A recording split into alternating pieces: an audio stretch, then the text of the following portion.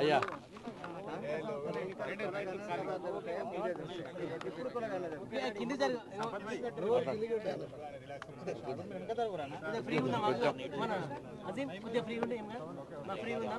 శాతవాహన యూనివర్సిటీలో ఈరోజు వన మహోత్సవ కార్యక్రమాన్ని ప్రారంభించినాం.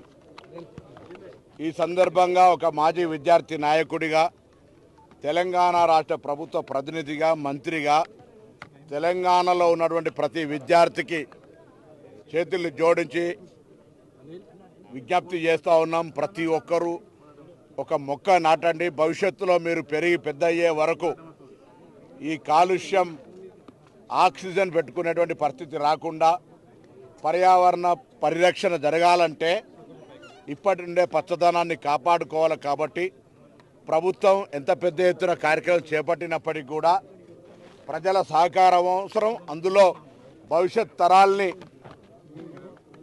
ముందుగా అనుభవించాల్సినటువంటి వాళ్ళందరూ కూడా ఇందులో భాగస్వామ్యాలు కావాలి. ప్రధానమంత్రి గారు తల్లి గారి పేరు మీద పెట్టమన్నా, ముఖ్యమంత్రి గారు కుటుంబ సభ్యుల పేరు మీద పెట్టమన్నా, నేను విద్యార్థి నాయకుడిగా మొత్తం ప్రతి విద్యార్థి మొక్క నాటాలని చెప్పినా, ఇది సమాజంలో ఒక సామాజిక బాధ్యతగా ప్రతి ఒక్కరు మొక్క నాటాలి, దాన్ని కాపాడుకోవాలని సందర్భంగా హృదయపూర్వకంగా అందరికీ విజ్ఞప్తి చేస్తా ఉన్నాను. నమస్కారం.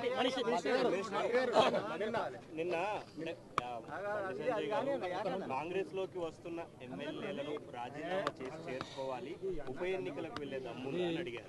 ఇది పొన్నం ప్రభాకర్ ప్రెస్ కాన్ఫరెన్స్. ఇంకొకరు వాళ్ళు మాట్లాడుకున్న దాని మీద వాళ్ళు రియాక్ట్ అవుతారు. నాకు సంబంధం లేదు.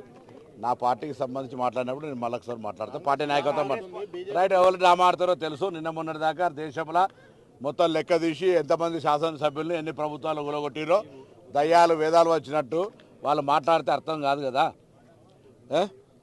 సో ఇవన్నీ తెలుసు. దాని గురించి మనం మాట్లాడి ఎవరిని రాజకీయంగా విమర్శ చేయమనుకుంటేనే మళ్ళీ డ్రామాలు ఆడుతున్నాయని చెప్తుంటే దానికి వక్ర బుద్ధి అనేది మైండ్లకే పోవాల్సిందిగా కోరుతా ఉన్నా. కులగణన జీవోతో పాటుగా దానికి సంబంధించి బీహార్ అధికారులను వాళ్ళ మిగతా దాని మీద ఒక స్టడీ జరుగుతూ ఉంది. ఎన్నికల కోడ్ వల్ల జాప్యం జరిగింది. వెంటనే ఇప్పుడు ఈ కార్యక్రమాన్ని క్షేత్రస్థాయిలో తీసుకుపోవడానికి ఈరోజు కూడా ఒక సమావేశం ఉంది.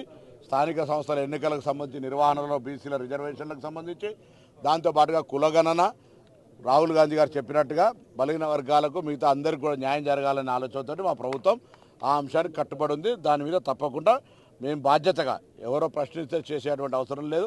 మేము స్వతంత్రం వచ్చిన తర్వాత ఇలా ఇంత బాధ్యతగా వ్యవహారం చేస్తున్నాం. అట్లా తప్పకుండా దానికి సంబంధించి కార్యాచరణను విత్-ఇన్ 2-3 days లోపల ప్రకటన చేస్తాం. లోకల్ బాడీ ఎలక్షన్ బీసీ బట్టి చేస్తారా లేకపోతే తర్వాత చేస్తారా? అది దాని మీద ఈరోజు సమావేశం ఉంది. సమావేశానంతరం దానికి సంబంధించిన అంశాలను చెప్పడం జరుగుతుంది. అంటే మంత్రి ఎంతమంది బీఆర్ఎస్ ఎమ్మెల్యేలు ఇంకా మీ కాంగ్రెస్లో చేరబోతున్నారు?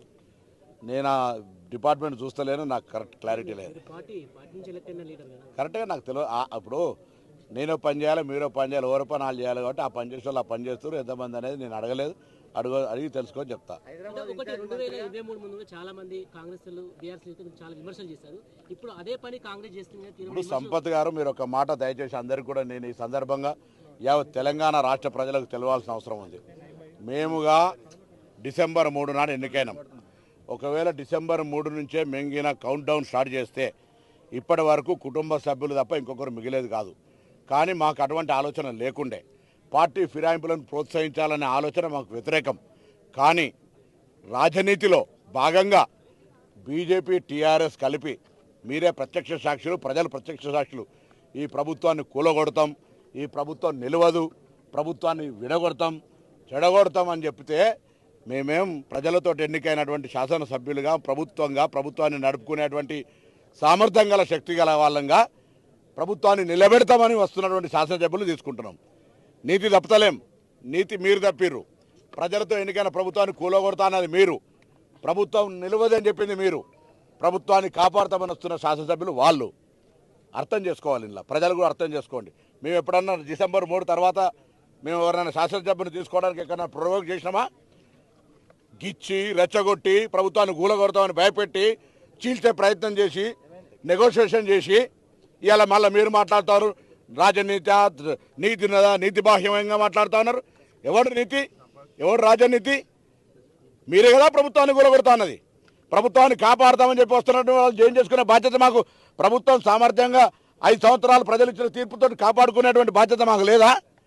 కాపాడడానికి వచ్చిరంటున్నారు వాళ్ళేమో. అరే వాళ్ళు వందానని నేను అడుగుతున్నా. ముందుగా అసలు మేము జైన్ చేసుకోవడానికి మేము బేసిక్గా ప్రిపేర్ లేం, కానీ మా ప్రభుత్వం కూలగొడతా అంటుంటే ఎవరికి కూలగొట్టేటువంటి సాధ్యం లేకుండా చేసుకునేటువంటి బాధ్యత మాకుందా లేదా? ఆస్తులు కాపాడుకోవడం కోసం ఉన్న అరే ఆస్తులు నిన్న చెప్పిన ముఖ్యమంత్రి గారు ఏకమల్లేశ్వరికి ఏం తక్కువ ఉన్నది, ఎవరికి ఏం తక్కువ ఉన్నది? ఆస్తుల కోసం ఆనాడు మీరు చెప్తేనేమో ఒక నీతి, మేము చెప్తే ఒక నీతి. ఆనాడు మీరు రాజకీయ పునరేకీకరణ లేదా రాజకీయాల్లో ఇంకో మాట మీరు ఒక లాంగ్వేజ్ డిక్షనరీలో మీరు ఒక చెప్పారు, మేము చెప్తా ఉన్నాం మా ప్రభుత్వాన్ని నిలబెట్టడానికి వస్తున్నామని. ఆనాడు మీరు చెప్పిన తప్పైతే ఎవరు తప్పనుకోండి, మాకేం బాధలే. కానీ మా ప్రభుత్వం ఎటువంటి ప్రలోభాలు లేకుండా ప్రభుత్వాన్ని నిలబెట్టాలి. ఈ ప్రభుత్వం ప్రజాస్వామికంగా ఎన్నికైంది, ప్రజాపాలన జరుగుతోంది. గతంలో మంత్రులు ఎమ్మెల్యేలు కూడా కలిసే అవకాశం లేకుండా నేతృత్వంగా నడిచింది. ఇవాళ ప్రజాస్వామిక ప్రభుత్వం నడుస్తుంది. ప్రజలు కూడా మంత్రులను కలవగలిగే, ముఖ్యమంత్రిని కలవగలిగే, అధికారులను కలవగలిగే, విన్నవించుకునే విధంగా ఒక వ్యవస్థ నడుస్తూ ఉన్నప్పుడు ఆ శాసనసభ్యులు గెలిచిన తర్వాత కూడా పోయి కలిస్తే కలవలేనటువంటి పరిస్థితుల్లో అవమానం ఎదుర్కోలేక ఇక్కడికి వస్తూ ఉన్నారు. అంటే ఇంకొకటి మినిస్టర్ గారు, ఒకటి ఈ ప్రభుత్వాన్ని అస్థిరపరిచేందుకు బీఆర్ఎస్ అదేవిధంగా నేను అన్నీ వాళ్ళే అన్నారు కదా, కూలగొడతాను ఎవరు అన్నారు అన్నారా లేదా? బీజేపీ వాళ్ళు, బీఆర్ఎస్ వాళ్ళు. ఈవెన్ మన గౌరవ పార్లమెంటు సభ్యులు ప్రభుత్వం కూలిపోతుందని ఇలా మాట్లాడితే, నీతి మాట్లాడితే ఎట్లా? వాళ్ళకే నీతి లేదంటారా? నీతి ఉంటే అట్లా మాట్లాడతారా? ప్రభుత్వాన్ని కూలగొడతారా? ప్రభుత్వాన్ని కూలగొడతామంటారా? ప్రజాస్వామికంగా 65 కంఫర్టబుల్ మెంబర్సే కదా మాకు. కేటీఆర్ అంటున్నాడు మీరు రాహుల్ గాంధీ రాజ్యాంగం పట్టుకున్నారు, మీరేమో రాజ్యాంగానికి వ్యతిరేకంగా చేస్తున్నారు. మేము రాజకీయ నీతి చేస్తాం.